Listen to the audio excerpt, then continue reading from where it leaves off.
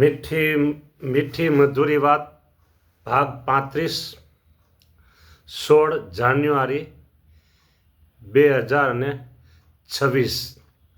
હા, થોડીક ઠંડીનું પ્રમાણ છે, વાંધો નથી.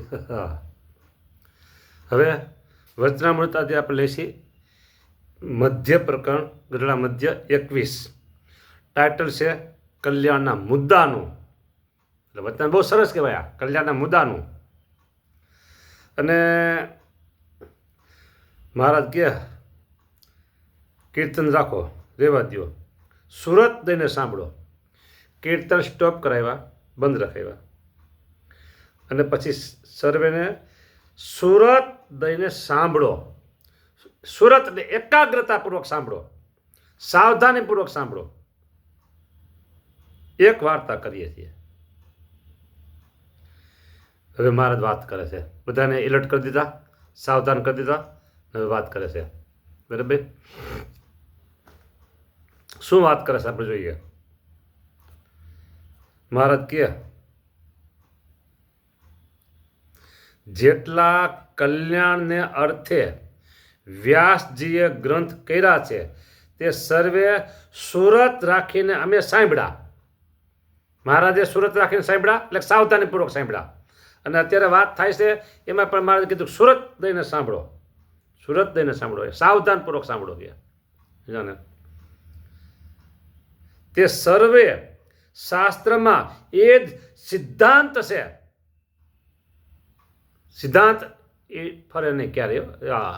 સિદ્ધાંત ક્યારે ન ફરે. બાકી ધર્મ છે એ ફર્યા કરતું હોય, આચરણ વ્યવહાર એ બધું.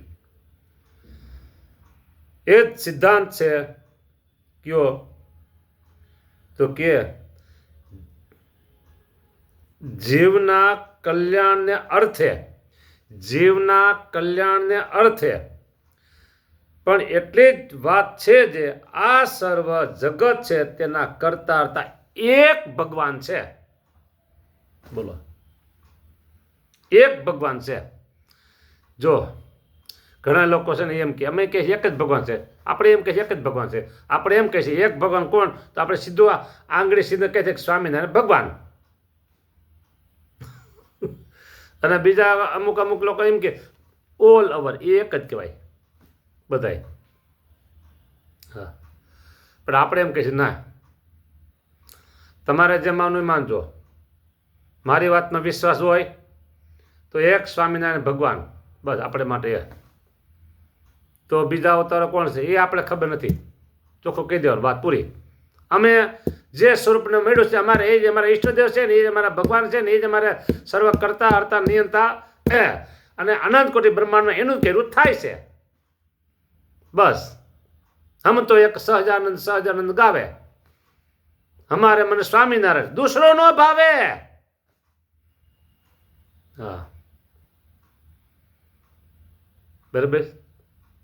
એક ભગવાન કરતા હરતા છે. શું કીધું?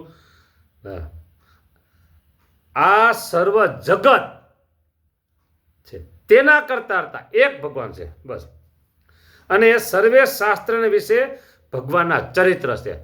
આગળ જે બધા પરોક્ષ શાસ્ત્ર બતાવે એમ ભગવાનના ચરિત્ર છે, કા ભગવાનના સંતના ચરિત્ર છે. હવે વર્ણાશ્રમના ધર્મની જે વાર્તા છે અને તેનું ફળ જે ધર્મ અર્થ અને કામ છે તેને કને કાંઈ કલ્યાણ થતું નથી. વર્ણાશ્રમના ધર્મ પાળવાથી કલ્યાણ થતું નથી. ને કેવળ વર્ણાશ્રમના ધર્મ વતે તો સંસારમાં કીર્તિ થાય, કીર્તિ થાય. વાહ, ફલાણા સાંઈ બહુ ધર્મવાળા, ફલાણા હરિભગત બહુ ધર્મવાળા, ફલાણા મહિલા બહુ ધર્મવાળા, ફલાણા ભાઈના પત્ની બહુ ધર્મ નિયમ પાડે, ફલાણા સાધુ બહુ ધર્મ નિયમ પાડે, ફલાણા હરિભગત કોઈના ઘરનું પાણી પીવે નહીં. આ બધી કીર્તિ થાય, તમારી કે મારી, બધા એમાં કઈ વાંધો. એટલે આ નો પાડવું એમ નથી કહેતો. હા, બધું રાખવાનું છે આપણે. પણ એમ કીધું કે કલ્યાણ માટે નથી, કલ્યાણનું રક્ષણ કયો, એને સપોર્ટ કરનારો કયો. જો એનો સપોર્ટ તમને વાત કરું. વર્ણાશ્રમના ધર્મ પાળવાથી ધર્મની વાર્તા છે અને તેનું ફળ પણ ધર્મ અર્થ કામ મોક્ષ છે, પણ કાંઈ કલ્યાણ થતું નથી. કેવળ વર્ણાશ્રમમાં ધર્મ વર્તે તો સંસારમાં કીર્તિ થાય અને દેહ કરીને સુખ્યો રહે, એટલું જ એનું ફળ છે. હવે સાંભળો, વર્ણાશ્રમમાં ધર્મ પાડવાથી દેહ સુખ્યો રહે કીધું. સુખી હોય તો ભગવાન ભજાય, રાઈટ? એટલે પાડવાના, પછી કીર્તિ થાય, બરાબર? વર્ણાશ્રમમાં ધર્મ પાડે તો કે કીર્તિ થાય, હા, કીર્તિ વધે. પણ વર્ણાશ્રમમાં ધર્મ આપણે પાડશું તો આપણું અંતઃકરણ ચોખ્ખું રહેશે. સાંભળજો, કીર્તિની વાત કરું, અંતઃકરણ ચોખ્ખું રહેશે. પછી આપણે માળા કરીએ, માનસી પૂજા કરીએ, બરાબર? ભગવાનની મૂર્તિ, હા, પ્રેમ વધે. ભગવાનની મૂર્તિમાં પ્રેમ વધે. માળા, માનસી, ધ્યાન, ઉપાસના વધે, પ્રેમ વધે, બરાબર? પ્રેમ વધ્યો, ભગવાનનો હેત વધ્યું, આજ્ઞાપણની દ્રઢતા થઈ, ઉપાસનાની દ્રઢતા થઈ. ટૂંકમાં કેવું તો કહી કે આપણું હૃદય ચોખ્ખું છે ને, હૃદય આપણો આત્મા, એમાં નિવાસ કરી રહ્યા છે ભગવાન પરમાત્મા, પણ આપણો હૃદય ચોખ્ખું છે, બરાબર? એટલા માટે ઇન્દ્રિયો અંતઃકરણ ચોખ્ખા છે, એટલે કોઈ મલિન ઘાટ, મલિન ભાવ કંઈ આવતો નથી.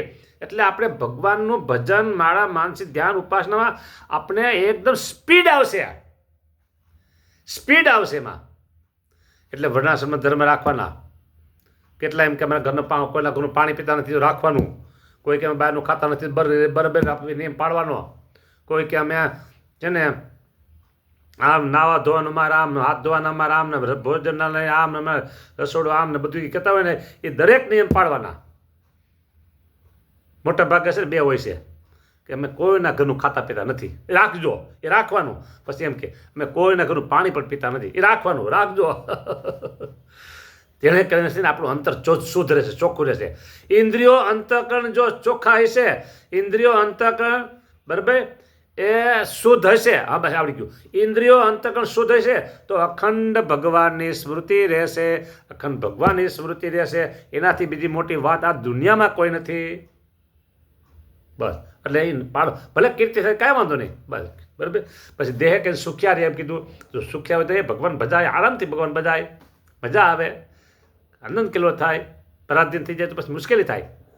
હા, પછી આજે અમારે તરવડા ગુરુકુળ ઘનશ્યામ સ્વામી સાથે વાત થઈ, એટલે ઘણી ખરી વાત થાય, ઘણી ખરી વાત થાય. એ કે હવે છે ને મને યાદ શક્તિ નબળી પડી ગઈ છે, એમ કહે, હવે આમ થાય છે, એમ કહે. પછી આજ મેં સામેથી ફોન કર્યો. મેં કીધું તમારે છે ને નેગેટિવ અને પોઝિટિવ શું કહેવાય એ તમારે જ્યાં 11માં 12માં છોકરા નહોતું એ પાસે સાંભળી વાંચી લેજો. અને ક્યારેય તમારે એવું બોલવાનું જ નહીં, ક્યારેય એવું બોલવાનું જ નહીં કે મને યાદ શક્તિ થોડી નબળી પડી ગઈ છે, મને ફલાણું દુઃખ થાય છે, ઓલું દુઃખ થાય છે, કંઈ બોલવાનું જ નહીં. કારણ કે આપણે બે મગજ છે, સબકોન્શિયસ માઇન્ડ અને એક માઇન્ડ અને એક સબકોન્શિયસ માઇન્ડ, અનકોન્શિયસ માઇન્ડ. એ છે ને બે મગજ, એ તરત જ એમાં સબકોન્શિયસ માઇન્ડ છે ને આપણે જેવું બોલીને એમ કહી દે તથાસ્તુ, તથાસ્તુ, એમ જ બોલ્યા કરે છે. પછી તમે જે બોલ્યા હોય એ કહી દે. હા, પછી એને મેં એમ કીધું, મેં કહ્યું તમને છે ને એમ થાય યુટ્યુબમાં કેમ બધા એક જ વિડીયો ખોલો તો એવા બીજા પછી લાઈન થઈ જાય, બધી આવી પડે. એ દર્શાન દીધું લાંબેથી. પછી કીધું તમે એમ કહો મારે યાદશક્તિ નબળી પડી ગઈ છે, એટલે સબકોન્શિયસ માઇન્ડ કે તથાસ્તુ. તમે એમ કહો મને કાંઈ રોગ નથી, તો એમ કે તથાસ્તુ. હા, તો કાંઈ રોગ નથી. એટલે નેગેટિવ પોઝિટિવ એનો ફાયદો એનો ગેરફાયદો છે. એટલે હંમેશા સારું જ વિચારવું, પેલું વિચારવું જ નહીં, બરાબર. વાત એવી આવી કે આપણે દેહ કરીને સાજા હોય. પછી એને એમ કીધું કે ભાઈ આ બધું આમ છે, આમ છે, તેમ છે, બધું દેહનું. મેં કીધું આપણે દેહ રેખા નથી, પણ દેહ ભજન થાય એટલું દેહનું જતન તો કરવું પડે ને. કીધું દેહ રેખા નથી થવું, બરાબર. દેહાભિમાની નથી બનવું, આત્માભિમાની છીએ, આત્માભિમાની છીએ. હા, એમ જ રાખવાનું. હા, આત્માભિમાની એટલે આત્માનો અભિમાન એમ નહીં, અમે આત્મારૂપ છીએ એમ, દેહદર્શી નથી, દેહદર્શી નથી. તરત કોણ સન્માન કહી દે તથાસ્તુ. અને આપને તો છે ને, હું તો તમને આ સુધી કહું, સ્વામીને ભગવાનની કૃપા અને એના આશીર્વાદ હો, આપણો આ દેહ છે ને, આ દેહ એ પડી ગયો છે જ નહીં દેહ છે જ નહીં, ભલે તમને સામે દેખાય ભલે દેખાય છે જ નહીં, તો મૂર્તિમાં રાખી દીધા છે. રસ બસ હોઈ રહી રસિયા સંગ ઝૂમી સરી પય માહી ભળી. આપણે તો મૂર્તિમાં અખંડ છીએ, મૂર્તિમાં જ છીએ. હાલે છે કોણ? તો કે મહારાજ. જુએ છે કોણ? તો કે મહારાજ. બોલે છે કોણ? તો કે મહારાજ. સાંભળે છે કોણ? તો કે મહારાજ. મહારાજ મહારાજ મહારાજ, બીજું કોઈ નહીં, અખંડ. અને જો મને તો છે ને આશીર્વાદ મળી ગયેલા છે. હું તો એમ કહું ને તો કહી શકાય, પણ વખાણ થતે માટે શ્લાઘા માટે નહીં, કે આશીર્વાદ મોટા મોટા સંતોના, હરિભક્તોના, બીજા કેટલાયના એટલા બધા આશીર્વાદ આજે આ સેવક ઉપર વરસેલા છે. આખું આખું આમ છે ને આખું શરીર આશીર્વાદથી અકડા ઠઠ ભરેલું છે. લોહીના એક અણુમાં, લોહીના એક અણુમાં મોટા સંતો મુક્તોના આશીર્વાદ ભરેલા છે. વાત શું છે કે આપણે દેહરૂપ નથી, બરાબર? આપણે દેહરૂપ નથી. હાલે ચાલે બધું કોણ? મહારાજ. આપણે મહારાજે મૂર્તિમાં રાખી દીધા છે. આપણે સાવ અહંકાર કાઢી નાખવાનો, આપણો કરતાપણાનો ભાવ હાવ કાઢી નાખવાનો. સર્વ કરતા હતા ભગવાન. આમાં વચનમાંથી જ વાત આવી ને, હું કાંઈ કરતો નથી. આ કથા થાય છે, કથા કરો હું કરું છું? ના ના ના ના ના ના ના. આ વચનામાં તો 100 વખત વધારે વૈસું છે, પણ અત્યારે જે ભાવ નીકળે છે ને, અત્યારે છે ને છેલ્લે બધે કથા કરું છું સાંજે મંદાજપુર મંદિરમાં, ત્યાં સવારે ધનુર્માસમાં કથા કરી તો મને એમ થાય આ બધા પુસ્તક પહેલી વખત વાંચું છું.